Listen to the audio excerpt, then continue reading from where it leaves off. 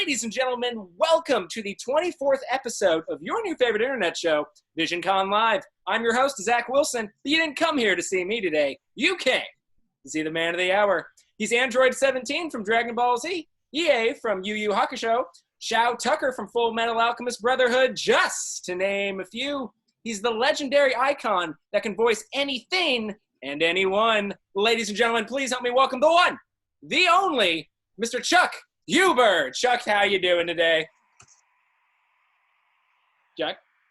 I'm sorry, I was making the crowd noise there. Oh, okay, that's what that was. What's going on, Chuck? What's going on? No, I'm doing good. How are you doing?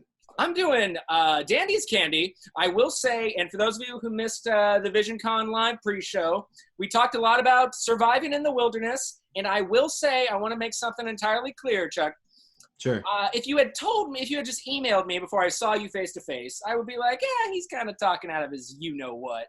But now seeing you, after only seeing a headshot, which let's remember, ladies and gentlemen, as the name implies, is just your head, seeing kind of more of your torso, I believe it now. You look like you could definitely wrestle a bear. I don't know about that. I would get eaten, but yeah, I try to not let myself go. I'm creeping up on 50. My goal is to be the fittest I have ever been in my life by the time I turn 50, which is it's a pretty steep order. I was pretty fit in college. I worked at a fitness club, but yeah. My deal is I want to be able to. I want you to be able to throw me in the mountains and let me go, and I'll be able to survive my way out. Just a Bowie knife and the shirt on your back, and you'll make it out no problem. Well, maybe a little Gore-Tex, maybe a shelter. If I could have a water filter and maybe my jet boil, I'd be good. Yeah, sure. Well, aside from fitness, you're also known for a plethora of other things in your acting career. That's which true. is actually where I kind of wanted to start with. Now, you're very successful in your field, but was this always the plan growing up? Did you always know you wanted to be the highly successful actor and teacher that you are today? Or was this just something that kind of led one thing after the another? Well, I'll tell you this. I started thinking about becoming an actor because we spent a lot of time as kids, my family and I, we spent a lot of time as kids pretending and playing and doing charades and making our own films. And I kind of tell an apocryphal story. It's actually a true story, but my brother, John, was filming an 8mm remake of the Dagobah scene from Empire Strikes Back, the summer that Empire came out. Yeah. And I was very, very small, and I was not good at doing a Yoda voice, but I was small enough to fit into the R2-D2, cardboard R2-D2 that we had made. So I thought I was a shoo-in to play R2-D2. As a matter of fact, he said I was going to play R2-D2. And our buddy Webb Tilney across the street, he had a great rubber Yoda mask, and he did a great Yoda voice. And so, of course, he was going to be Yoda, but it came down to the day of filming, and John and Webb took off without me. And I was left at home, and I was very mad. I was very, very mad. I had a little one of those little cameras, if you can imagine what this was like. It had a little canister you put in it. You had to sort of connect it to the thing, and it had the little cube that had 4 flashes, and then you had disposable flash, if you can imagine that. So it's a disposable flash. And I took a picture of the front door with sort of the sun coming through it, and I still have the picture to this day.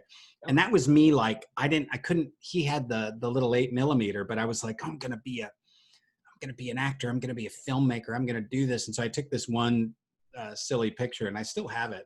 And that was kind of the moment that I was like, okay, I'm gonna be an actor for the rest of my life. That turned into, like, fast forward to 7th grade, and I was being goofy in the hallway, and some English teacher was like, "Come here," and was like, "You need to do this." They had a little forensic competition back in junior high where you do like poetry and prose and dramatic interp and little duet scenes and stuff. And she said, "You should do this acting thing." And I was like, "Yes, I should." So I started in 7th grade, and I went all the way through high school, did, 1-act competition, did all the plays in high school. Ended up 3rd in the nation for dramatic interp my junior year, performed in front of 4,000 people by myself as a junior, as a 16-year-old, 17-year-old. and that was in Nashville, Tennessee.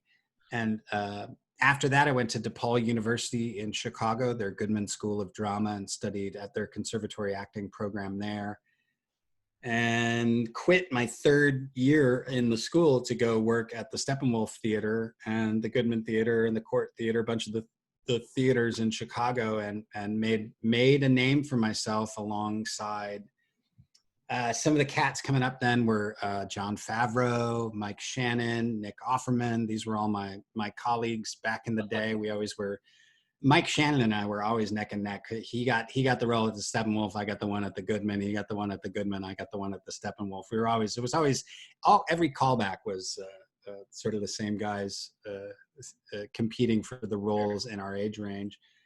And then series of events, I left Chicago to come to Texas and started a theater company. And my buddy Brad Jackson came into rehearsals for an improv show that we were doing called Fuzzy Logic. It was a 1 hour improv that had no structure. All we did was we knew where we were spacewalking in from, and we would just sort of enjoy the space and figure out what we were doing, and then we would let all the scenes sort of emerge out of that.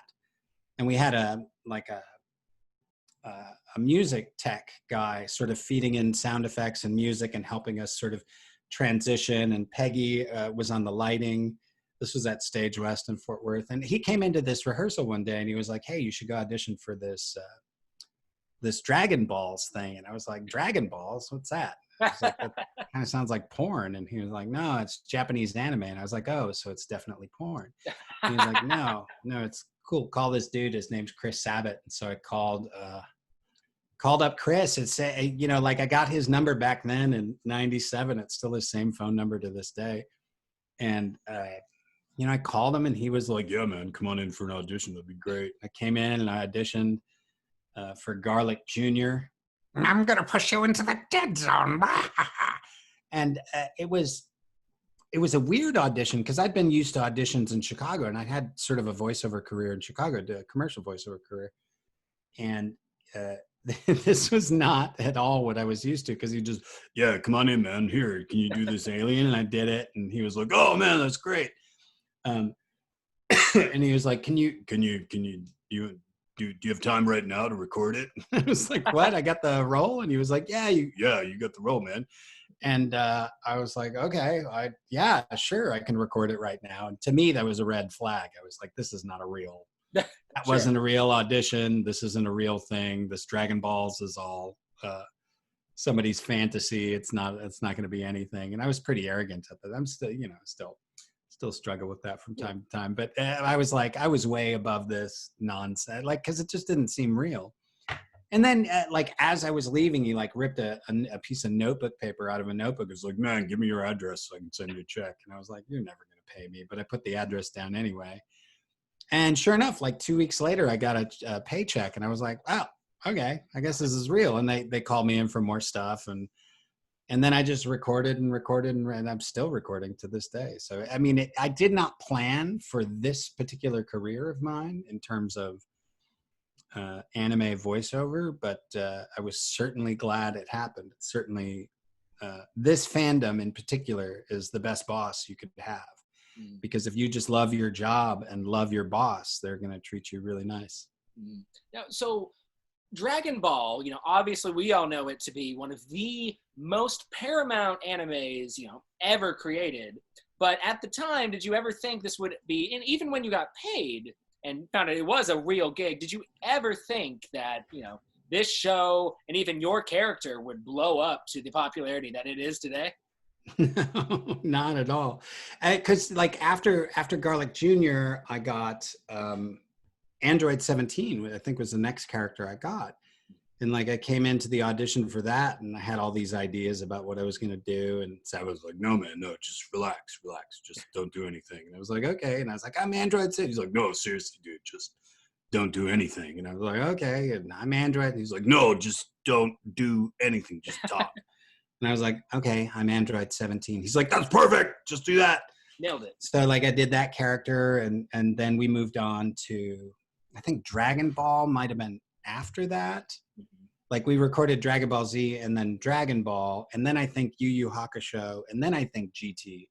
But Yu Yu Hakusho was the one where it really blew up for me because that was the first time I had ever been to a convention.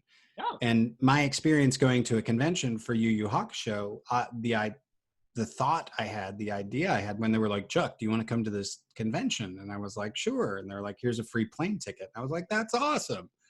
And they're like, we're going to give you a little money too. And I was like, that's incredible. Yes, of course I'll come. And I had, as an actor, done convention work before. And that's where like a pipe and fitting company will hire you to sit behind the table all day and be like, McGregor pipes are the best pipes. Use McGregor pipes. And you pass out material all day and you work for $10 an hour for, 12 hours. And you make a little scratch as an actor. It was one of those side gigs. So I thought that's what I was going to be doing. And then I said, well, I got there and I was like, well, what do you need me to do? And they're like, well, we've got you scheduled for autographs from it was like 1 to 4 or something, like 3 hours or 4 hours for autographs. And I was like, this is stupid. I'm like, so that's your promo, is like, I'm going to sit there at a table and embarrassingly beg people to take my autograph. Sure. I'm like, I don't want to do that. I was like, that's stupid. And they're like, no, Chuck, you don't understand. Cause I didn't know that anime had blown up at that time. I was like, okay, I'll sit there and pretend to be a star and try to get people to take my autograph. And got to the table and there was nobody there at the table. Nobody like right there at the table. And I was like, this is so stupid. Like, you see though, I was like, why are we here? What are we? I was like, and it was super crowded. I was at San Diego Comic-Con. I think that was my first convention. It's either that or Anime Boss. I can't remember. It was one of the big ones. And they were like, no, Chuck, look, that's your line. And they pointed at this line that was like wrapped around the entire room. And I was like, what? Yeah. And they were like, yeah, all those people, and they were like, release the hounds. And the line came up to the table and people were like super excited to meet me. And I was still literally just like 11 seconds into like, what's going on? Why, what's happening? And they gave me a pen. Yeah. People are putting things in front of me like, you're the, and they're like freaking out. And I didn't know why, and I couldn't understand. And it took me like an hour or like a half hour to figure it out. Like, oh, okay, they really love this show and they love this character. And I'm the closest they can get to meeting the character. Sure. Cause it's my voice. And so I was doing the voice already and like, yeah, cool bars and idiot, as being Hiei or whatever. And, like I remember very clearly the first or second person in line was a girl who had a story about she had watched Yu Yu Hakusho with her father while he was dying of cancer. Oh. And he had since passed, and Hiei was their favorite character, and she was crying, and I got up around the table to give her a hug, and that's when I was like, oh shit. I am not ready for this. I'm not worthy of this. I'm not prepared for this. And that's where I started to get serious and like really like, okay, I need to focus in. Yeah. This is an important moment for these people as they come up to this table. I need to be present and observant and, just really kind of there for them, whatever they need. And that started the whole journey. I've been doing it for, I don't know, I guess 17 years now. I've been doing conventions, meeting fans, and, it's an outreach. It's a social work to me. It's a teaching gig. I've always been a teacher, and it is, you get to represent something that's really, really important to people. And, it's a privilege. It's absolutely an honor and a privilege to get to do what we do. But you have to focus. You can't not be present for people because they spend, sometimes people will spend money on flights and they get the hotel and they buy the tickets to the convention. And then it's this moment right here with you that they've been waiting for. And you can't be like, like checking your phone or whatever. Yeah. You got to be like ready for whatever it is they need.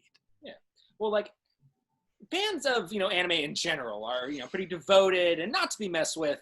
I will say though, one, anime fans that go to these conventions, definitely not people you want to mess with in the sense of a story that comes to mind is a couple years. I've been doing this host gig for a little bit now, but going to the main stage to interview my next guest, I was like, I'll just cut through the guests alley that we have. So I went in and I was like trying to cut through this line, like, hey, excuse me.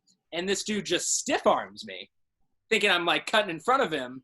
And then obviously once he sees my badge, like he knows I'm not cutting in front of him. And he's like, oh, I'm sorry. But like the people that at least that I've witnessed, they go to see people like you because you nailed it. They associate you with this character that means so much to them that they're, just dying to meet you, to the fact that they wait hours just to get your autograph and to meet you.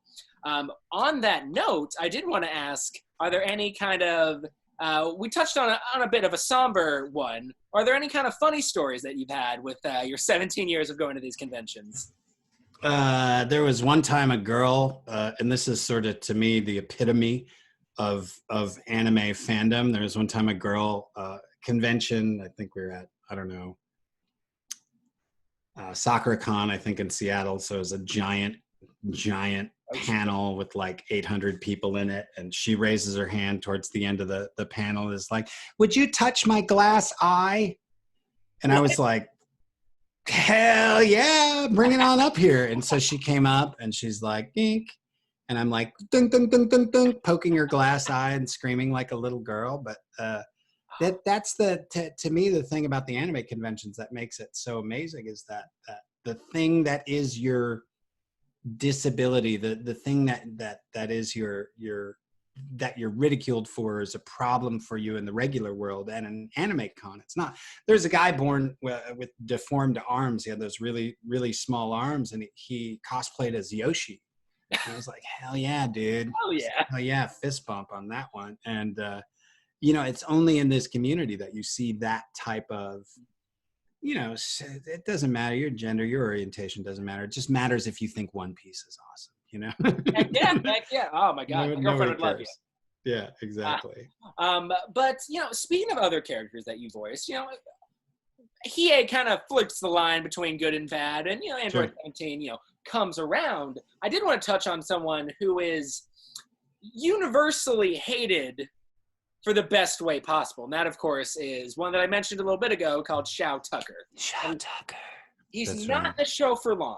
But I will say, if there was ever a villain that we all universally hated, even though it was performed by a stellar performance by the man before me, of course, it's be Shao Tucker. So, granted it was a brief appearance, but, was there any kind of funny or interesting stories connected to you and Full Metal Alchemist? Well, Shao Tucker is one of those characters where I will get genuine people who are at the table genuinely upset with me. You should die. And I'm like, what? Why? And they're like, you were Shao Tucker. You killed Nina. I'm like, well, technically I didn't kill Nina. I mean, I just transferred. There's someone else killed her. But I mean, yeah, I understand you're upset. I hope you burn in hell. And I'm like, you're a really, really loud 7-year-old girl. Why are you being so mad? Like people would really get, and it was all in good fun, and they were never really actually upset. They were coming up to play upset towards the Shao Tucker character. And he's one of those that, like, when I was recording it, Mike McFarlane, great direction, all the stuff that's good about that character is all due to Mike and my ability to follow what he was asking of me. But the the amount of like when I was doing the character, I thought it was funny. I thought it was great. I was like, that's awesome. He did this thing, the dog daughter. That's awesome. Because when you're recording it, you're just like, oh, my character gets to do amazing stuff. Yeah. And then you see it in context, and I saw it in context, and I was like, I am terrible. I'm horrible. I'm a horrible human being. I deserve all the evil that comes my way. But yeah, it's a difference between recording something, because it's always fun to record. It doesn't matter if you're playing the worst character in the world that's going to make everybody cry for the rest of their lives. Sure. It's fun to do. And then you see it in context, and you suddenly understand why everybody is so mad at you. And you're like, oh, I get it now. I get it. They were legit, totally legit. Well, you've been doing the acting, voice acting gig for decades now. And Sure. something next I kind of wanted to talk about is you not only are an active participant in the industry, you've also taken on the mentor role. Sure. And I kind of wanted to ask how you got to that point. And for the folks watching at home, we're going to touch on a couple more questions like the question I'm about to ask you here in a bit. But the one I wanted to kind of start us out with is kind of how did you get into that mentor role and how could people find you and kind of contact you in order to, tutor under you? Yeah, I do. I've been a teacher forever. I was a teacher when I was 15 at YMCA Camp Minneconne. That's where I first learned to be a teacher. I was, a supplemental foster care instructor. I worked at multiple different schools. I did teacher trainings. I was a principal of a private school. I was a regular classroom teacher for 6 years. I produced works and wrote articles for educational magazines. I'm big into mnemonics and memorization. I have several different workshops I teach on memorizing history dates and memorizing different sort of memorization techniques for teachers. And then that led naturally into where I am now, which is I have this great audience of supporters. And the interaction with the fans at the conventions is fun. It is enjoyable. But after 20 years of doing it, 15 years of doing it, because I've been teaching now for teaching acting online for about 4 years now. But about 4 years ago, I was like, I need something more. I need to engage them on a different level, on a sort of deeper, longer relationship conversation. And so then I was like, well, what I could do is I could definitely teach dialects because I'm a dialectician. I love to do dialects. I love to teach dialects. I have a very different technique for teaching dialects. A lot of people teach dialects with the International Phonetic Alphabet, and it ends up being like algebra.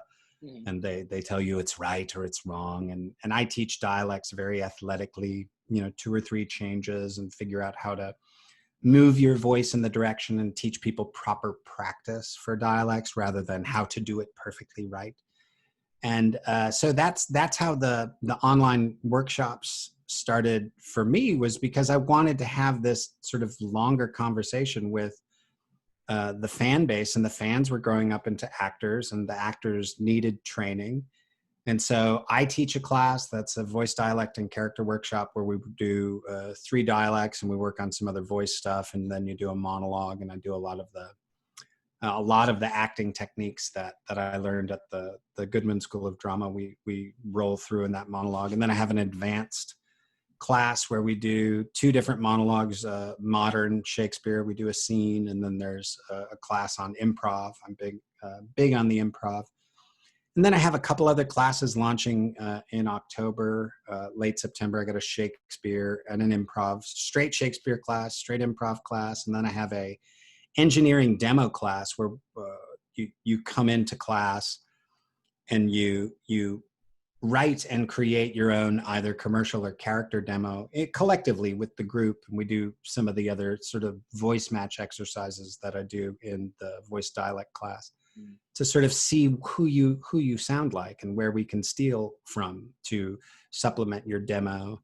And I have an engineer, Jose Sandoval from Funimation, who works with me on that. And he teaches home engineering. So whatever your digital audio workspace is, he works with you on how to be the best home engineer that you can be. And then Andy Field and he teaches a business of voiceover class with me. I mean, it's mostly his class because I brought him in because I started kind of at the top, and Andy Field is built his voiceover career from the bottom up. So he knows all the places to audition, how to network, how to connect with companies and with Chinese clients, and how to broaden your base of people who are in need of your services. And so he teaches that class. So, I'm kind of looking at opening it up as the really solid online acting school with tiered levels so that people can get the most out. My focus is always, how can I get the most training in the shortest amount of time? So my classes are, they're difficult, they're hard hitting. You have to do a lot of work. It's a focused environment, but I did it because because conventions they're fun, but they're only a certain level. And now I get to meet other actors on all sorts of different levels and sort of have a different relationship with them. And that naturally led into the Now Voice This competition, which I do, which is a fun online acting competition where the winner gets an acting gig. But the community, that community has been a lot of fun to watch them grow and support each other. And then you see people in the community who end up doing stuff that I'm like, oh man, I'm kind of jealous you got that job. I want that job. So I got people that I'm supposedly mentoring, and I'm like, I kind of want to compete with you for the gigs you're getting.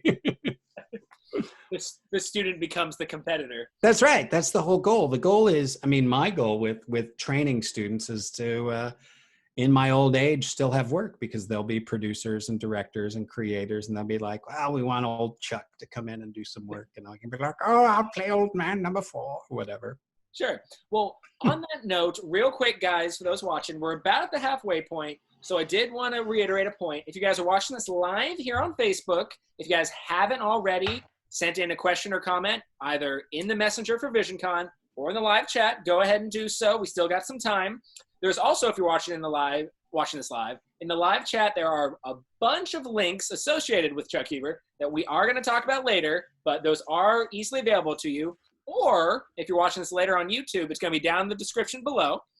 And with that said, we're going to kind of go on with this theme about, kind of you giving advice to aspiring actors. How do you deal with rejection? Now, like we all know, rejection is a huge part of life in general. But if there was ever an industry where rejection's probably most prevalent, your industry is definitely one of those. So does it ever get any easier, or are there ways that you would advise people to kind of handle rejection when it inevitably happens? Yeah, and it does. There's not many industries where a 98% failure rate is considered success, where you're booking 2 out of every 100 jobs and that's successful. But that's about what it is. You're especially when you're starting out. If you're booking 2 out of every 100 jobs in your first year, you're wildly successful. So yeah, rejection is part of the game. It's hit it and forget it. You just send in that audition and then delete it from your brain. It never existed. I would say that the audition is your best first rehearsal. Like, the audition's the best you could do in that first rehearsal, and you just pretend it's your gig and this is what you got without any direction from the producers or director or the writer. And you say, this is what I can give you, and then you're done with it and you have to forget about it. But one of the things we say in class is that falling down is guaranteed. You are guaranteed to trip and fall. Standing up is optional, and having a plan to stand up is really optional. That's not something people plan for. They think that's supposed to just magically happen for them, that you reach a roadblock or something you cannot summit and you have to turn back and you feel like a failure. That feeling of failure is guaranteed.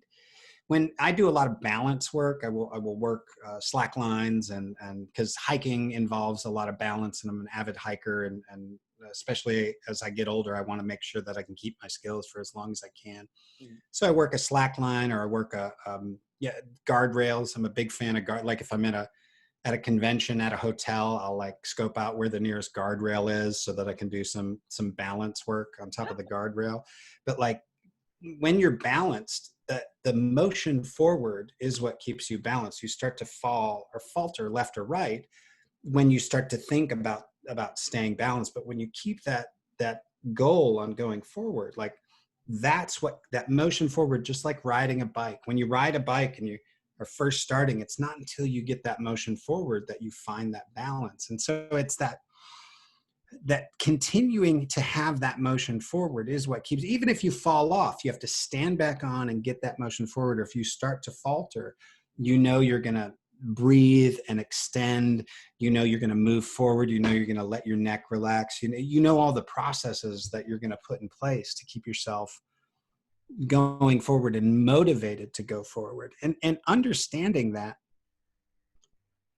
the solution to grief, the solution to sorrow, the solution to sadness is wisdom.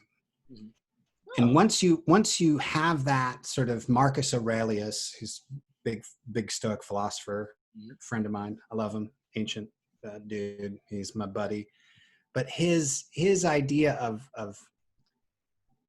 of wisdom solving grief, of wisdom solving, and I say grief, and people think your mother died or your brother died, and that's grief. But you have grief because you didn't get the gig.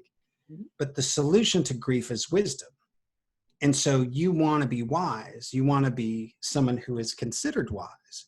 And so if you are having grief or having trouble or having frustration, and you know that the solution is wisdom, you can literally just say, I'm going to be wise and move forward from this. And you will be imbued with that wisdom in the moving forward, which keeps your balance and keeps you from faltering further. And that allows you the motion forward, which gets you to the next place where the gig happens. And it's not about, people say it's luck. If it's true, it is luck. I was very lucky that Brad Jackson said, you should call this dude Chris Sabat. But I was also in a theater company that I had created after working hard in a conservatory and building a career in Chicago. Like, I was in that place where that luck could happen because of a lot of hard work, because of a lot of forward motion that I'd already put into place. So all you have to do is immovably continue forward to what you want, and to be flexible about what it is that you're going to accept as success.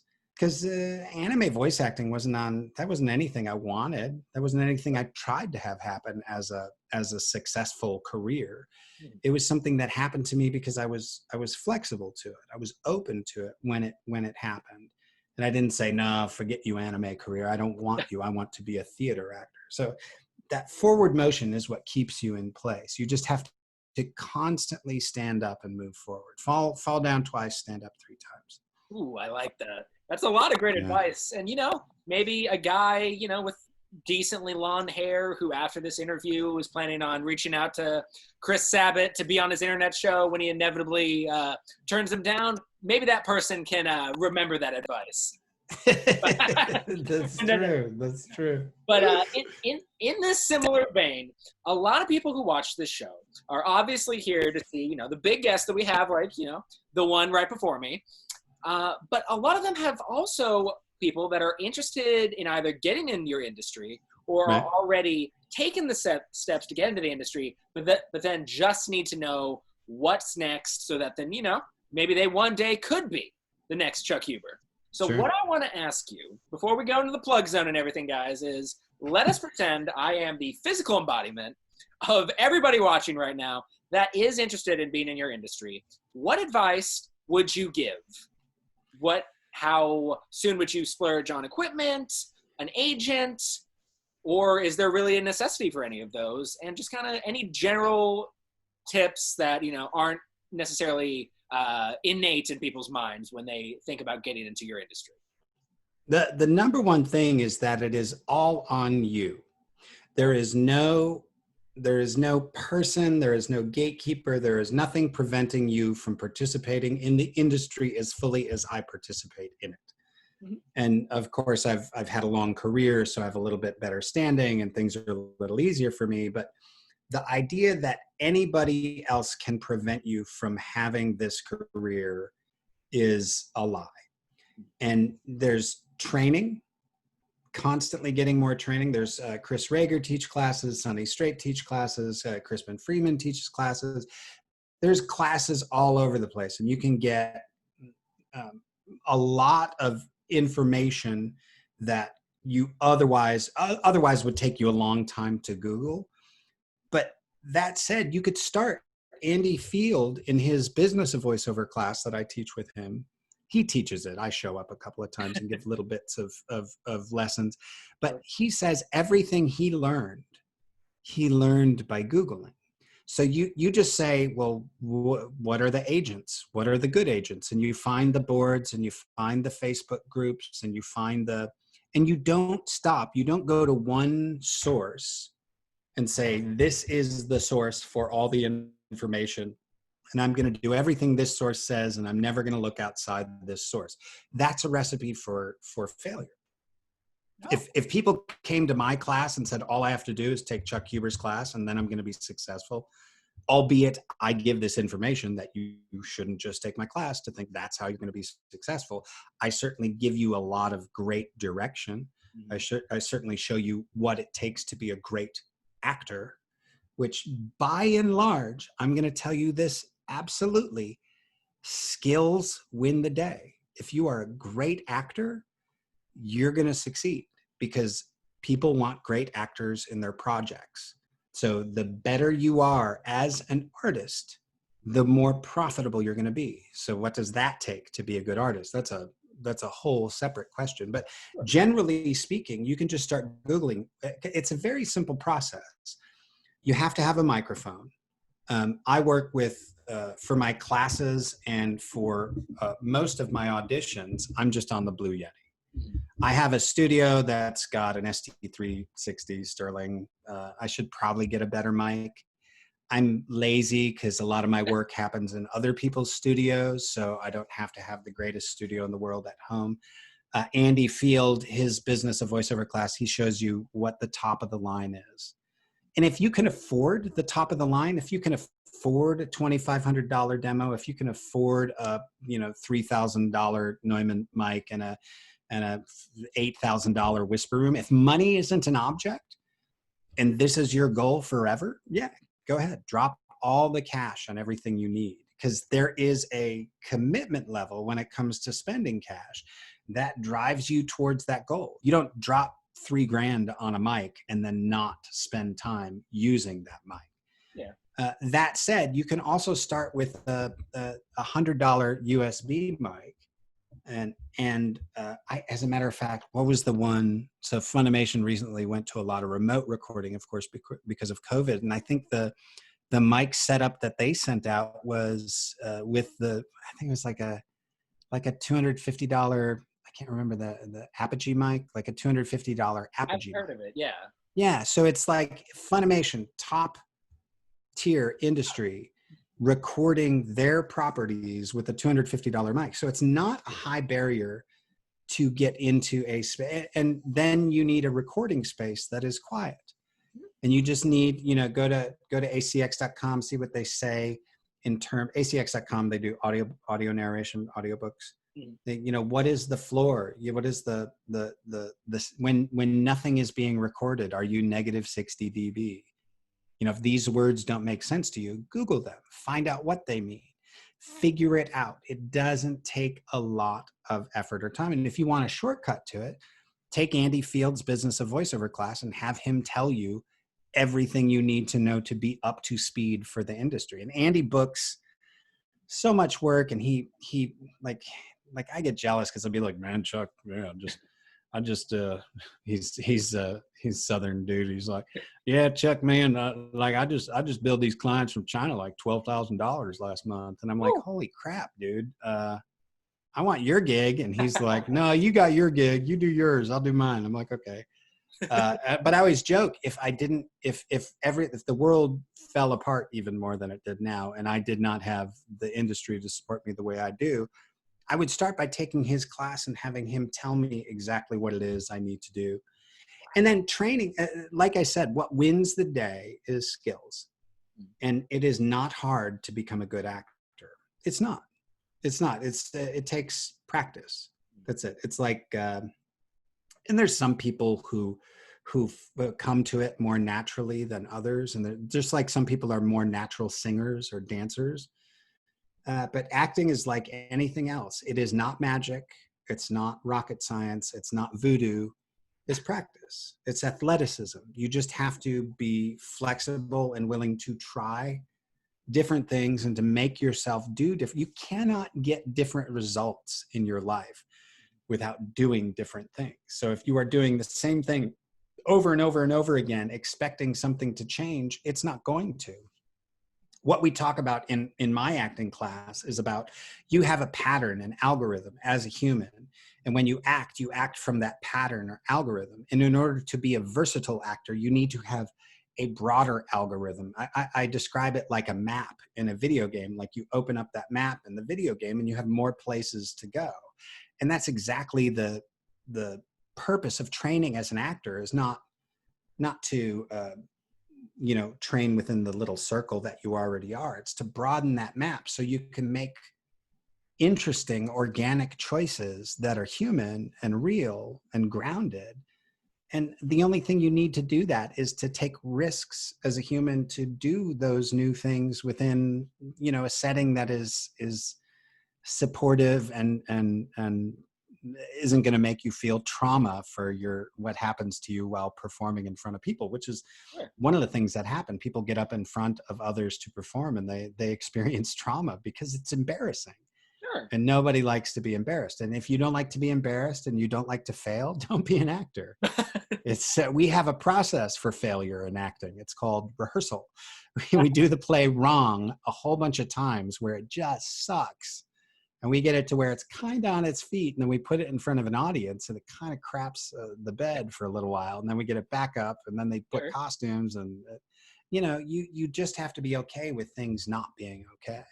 Ooh, I like that last line, and there was a lot of great tips for that, guys. So if you're watching this live here on Facebook or later on YouTube, I hope you guys took all the notes that you could, because now you have all the skills necessary, or at least on your way to being the next Chuck Huber.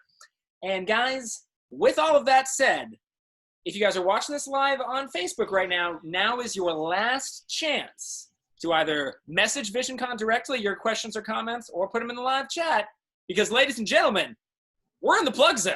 Ooh. Chuck Huber now is your opportunity to promote, advertise, plug, whatever verb you want to use. Anything you want. The floor is yours, sir. All right. I have classes. I've been teaching the voice dialect character, and now I've added the word monologue to it because we do a monologue, and I did just say do. We do a monologue. I wasn't going to say it. The voice dialect and character class runs Wednesday nights in September 9th, 16th, 23rd, and 30th from 6 p.m. to 9 p.m. Central Standard Time. It is a class I've been teaching for 3 years now. The curriculum adjusts slightly every time I teach it, but I've been teaching the same things for a long time, and it's very successful in terms of the product I'm able to produce from all level of students. I have professional actors to Spectrum-y homeschool kids, and everybody's able to participate together and work towards the goals that the class has for them. And the major goal that the class has is to get you secure in your abilities to pursue things yourselves. But yeah, so I got the September class. That's really the primary thing that I'm plugging right now. It literally, I promoted it to my Patreon page, which the Patreon supports Now Voice This, which is the voice acting contest I do online. And there's only 12 spots, and there's already only 7 spots left. So there's 7 spots left in September's class. This is the first month I've taken a break in about 2 years. So I've taken August off, mostly because my son was going to college, and I just needed a break from it for a minute. But so I'm back on in September.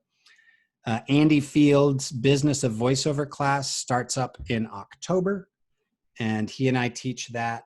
You can Andy Field Voiceover at gmail.com, Andy at andyfieldvoiceover.com.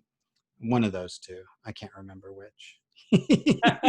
He always gets mad at me because I always forget his email because he's got 2. Sure. Andyfieldvoiceover at gmail.com. That's the one. His class is amazing, and I step into that. Now Voice This is headed into semifinals. The winner of that is going to be voicing a role alongside me and Todd Habercorn in a horror video game called Saint Kotar, at Saint Kotar, Kotar, Saint_Kotar, Kotar, on the Twitter. I am at Chuck_Huber on the Twitter. Now Voice This is at Now Voice This on the Twitter. What else am I doing? Did we mention Instagram? Instagram, Charles Cody Huber on Instagram. Instagram is really that's mostly I post hiking pictures and, gotcha. They're I beautiful. occasionally plug that. Thank you. This is one of them right behind me here. Hey. Actually, that's from this is from a conference in Seattle that I was at. That was a sunrise over the Puget Sound when I was recording a conference, Sure. an interesting bioelectricity conference. I'm a fan of fringe science. I think fringe science is the science of the future. Yeah. What else do I have to plug? I think that's it. That's all I got to plug. And guys, like I mentioned earlier, if you're watching this live, I put all those links in the live chat, or if you're watching this later on YouTube, all the links are going to be down in the description below. And with that, we're out of the plug zone and going right into viewers' comments and questions. So like I always do, guys, I'm going to balance it out kind of evenly, some from the messenger and the others from the live chat. So let me bring up the messenger real quick. Okay. All right, so Cassidy wanted to know that aside from voiceover and acting, what are some of the hobbies that you do? Well, I mentioned the hiking. I do a lot of hiking. As a matter of fact, I just prepped my son, my 14-year-old, he's doing about a 15-mile hike over 4 days in New Mexico. So I just, right before this interview, I dropped him off at his buddy's house. I set him up with the sat phone and the Gossamer gear, and I got a new Nemo Dagger 2-person tent that he was like, Dad, don't let me have that tent. It's too expensive. And I was like, no, take the shelter, man. It's a funny thing. Like I have this, some of this expensive hiking gear. And when I was sending my 14-year-old out into the wilderness, better gear means more safety. And so I was like, no, dude, lighter gear is more safe. You know, you're carrying less pounds. You can move quicker if there's a storm or a bear. You can make your way out. So I'm an avid hiker. I'm a writer. I write screenplays and poetry. I just recently finished Snow White and Rose Red that my wife, Jessica Von Braun, is illustrating. I think we may do a Kickstarter or an Indiegogo or a GoFundMe or something for the book and give away originals or something. I don't know. She's got ideas. I've got ideas, but it's a wonderful verse poem about it's a long poem, but it's good. And what else do I do? We have chickens and a garden. Oh. And I exercise. What else do I do? I play Fortnite. I do play a lot of Fortnite. I will Twitch stream occasionally with my son doing some Fortnite, and I like Fortnite. I play with my buddy Aaron Roberts sometimes, who's another voice actor. He's in Fire Force. But so like the Fortnite has been away because he lives way up in Plano and I live over in Fort Worth. So it's like we're like almost an hour and 15 minutes away from each other. So like, hey, let's hang out and grab a coffee isn't really a thing that happens too often. So now we'll get to like hang out for an hour, killing digital people on an imaginary island. So I dig it. Well, yeah. Chris Scott Zabriskie, I hope I pronounced that correctly, said, hey, Chuck, what was your favorite episode in Soul Eater as Professor Stein? Either the battle with Medusa, because Medusa was totally hot, or his complete devolution into madness as the Kishin took over, and the laughter. Either one of those, or the first. I mean, that his entrance on the chair, that's kind of my favorite entrance of a character that I've ever had in my life, because it's so like it's whimsical, but it's a little disturbing, and it's you're like, who is this guy? Like, he is not. That's one of those characters that Zach cast me as. I think they were like, oh, he's a crazy teacher who's kind of a good guy, bad guy. Let's just get Chuck to do it. It was one of those I think I was predestined to do. For sure. Well, Maureen chimed in, and she first said, hey, Chuck, hope you're doing well and staying safe. Thank you, I am. And then she said, hey, Zach, hope you're staying safe too. Thank you, Maureen. But she wanted to know, what was the best and worst thing about voicing Shao Tucker from Full Metal Alchemist? The best thing was how much I got to hurt everybody. That's also the worst thing about it. I mean, he's a super impactful character. Sure. Everybody remembers him. I used to have a little Nina Alexander plushie that would sit on my table, and it would make people cry because I'd pull it out and make them cry. So yeah, you always like it when there's a character that has that much impact on an audience. Well, Zachary Nathanson wanted to ask, how do you feel looking back now on Shin-chan or Shin-chan. And do you still keep in touch with Laura Bailey? And will Shin-chan ever return? Still love that show so much. Hiro does remind me a bit of Homer Simpson a bit. It's true. Yeah, he's a little bit of a Japanese Homer Simpson. He's also very similar. Like that character is like if you crossed Dr. Stein and Hero, that's kind of my character. I don't. I mean, Laura Bailey and I, like we had a great fondness for each other when we got to work together. And we did some conventions together. Travis, and I did Colossal Con together, and we all forgot to bring swimsuits, and I had panels, so they went to Walmart to get swimsuits, and I was like, pick me up a swimsuit, and they got me this like tiny pink surfer shorts. And I was like, and I went and put them on, but I came out, Travis was wearing the same pair, so we had matching swim shorts. And then Laura sharked us all at Texas Hold'em that night in my room. Laura Bailey's amazing. She's done amazing, and now she's got a kid. Her family's moving on. Then she's in LA, so we don't keep in touch. But if I ever saw her, we'd be like, what's going on? You know, that's kind of the way it works in the industry. Is you don't get to see a lot of the people, and then you see them at conventions, and it's like a nice reunion. That's so, and it's a funny story as well. I think there was one more part of the. How do you feel looking back on Shin-chan? Yeah, Shin-chan was. It's definitely one of those that because that Shin-chan pushed the envelope in a lot of ways, and that's probably one of the only shows where I've ever had to say I'm not going to say that line.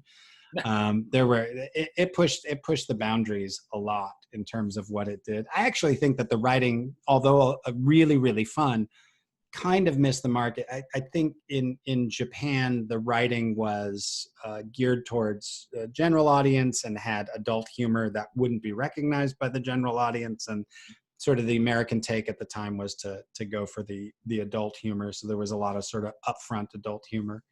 But I loved it. If you had to tell me, if you had to say, Chuck, you have to re-record one anime with the same people who I recorded it with, Zach and Peter and I, that there was never more laughter or more fun or more quotes from a show being hurled at each other than when we were doing Shin-chan. Still to this day, if I see Zach or Peter occasionally, they'll be like, I went to work with a piece of pizza on my sleeve or whatever, or sure. Whatever the quote was. So that was probably the most fun I had ever recording an anime. Sure.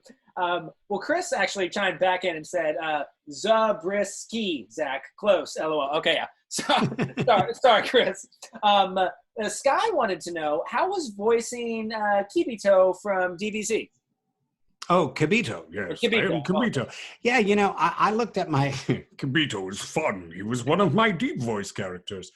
I looked back, I did Android 13, Android 17, Garlic Jr., Emperor Pilaf, Master Shen, Mr. Shu, Kibito, Garlic Jr., Mustard. Like I've done I don't know, a dozen different characters in Dragon Ball Z. And Kibito was one of the ones when he came back in Super, I was like, oh, that's so cool. I mean, Emperor Pilaf came back first, but Kibito was a lot of fun to step back into. Okay, and then we've got time for about one more question. And I did want to say real quick, guys, before we do the last question, that this interview would not be possible without a certain someone that I did want to shout out. And that someone is Tabitha Whitelaw, who actually reached out to you for us. So, nice. Tabitha, thank you so much. We love you here at Visioncon, and, couldn't have done this without you. So thank you so much, Tabitha. And with that said, last question, I'm going to actually throw it over to you, Maureen, which is, she asked, what are the pros and cons of being a voice actor? Pros are the fan base, for sure. There isn't a more supportive or connected fan base. I think in the industry, it's comparable to the Star Trek fan base, which of course I'm also a part of. But the cons would be the uncertainty, as all acting is, of where your next paycheck is coming from, or if you're ever going to work again. It doesn't matter how long you've been in the industry. If you go through a dry spell and you haven't had any work, you get a couple weeks, couple months into it, and you think maybe that was it. It's over, I guess. Even at this stage, you still think that. All right, and then did we mention all the cons? Yeah, I think that is the con. That is the major con. Okay. The major con. I mean, that's pretty much the only con is like you may never work again. It's like the dread pirate Roberts. Thank you. I'll most likely kill you in the morning. Fair.